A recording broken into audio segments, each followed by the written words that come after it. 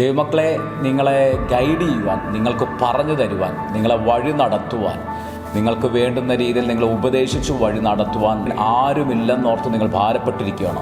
അതല്ല, ഉത്തരവാദിത്തപ്പെട്ടവർ, നിങ്ങളുടെ കൂടെയുള്ളവർ നിങ്ങളെ യഥാർത്ഥമായി അവർ ശ്രദ്ധിക്കുന്നില്ല, നിങ്ങൾക്ക് വേണ്ടത് നൽകി നിങ്ങളെ വഴി നടത്തുന്നില്ല എന്നുള്ള ഭാരത്തിലാണ് നിങ്ങളായിരിക്കുന്നത്. എന്നാൽ ഹെബ്രായ ലേഖനം 13-20 വാക്യം ഇങ്ങനെ പറയുന്നു: നിത്യനിയമത്തിൻ്റെ രക്തത്താൽ ആടുകളുടെ വലിയ ഇടയനായ നമ്മുടെ കർത്താവായ യേശുക്രിസ്തു. ഇവിടെ യേശുക്രിസ്തുവിനെ പരിചയപ്പെടുത്തുന്നത് വലിയ ഇടയനായ യേശുക്രിസ്തു എന്നാണ്. ദാവീദ് 23 സങ്കീർത്തനം എഴുതിയപ്പോൾ ആ സങ്കീർത്തനത്തിനകത്ത് ഇങ്ങനെ പറയുകയാണ്: യഹോവ എൻ്റെ ഇടയനാകുന്നു, എനിക്ക് മുട്ടുണ്ടാകുകയില്ല.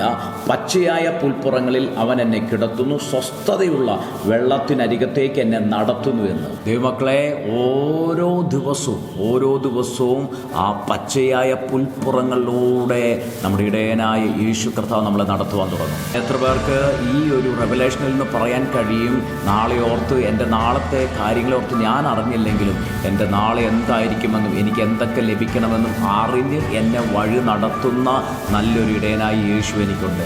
ഓരോ ദിവസവും നിങ്ങളെ വഴി നടത്തുന്ന ആ വലിയ ഇടയനായ യേശു ക്രിസ്തുവിൻ്റെ കീഴിൽ നിങ്ങൾ ആയിരുന്നാട്ടെ. കർത്താവ് നിങ്ങളെ അത്ഭുതകരമായിട്ട് വഴി നടത്തും. May God bless you.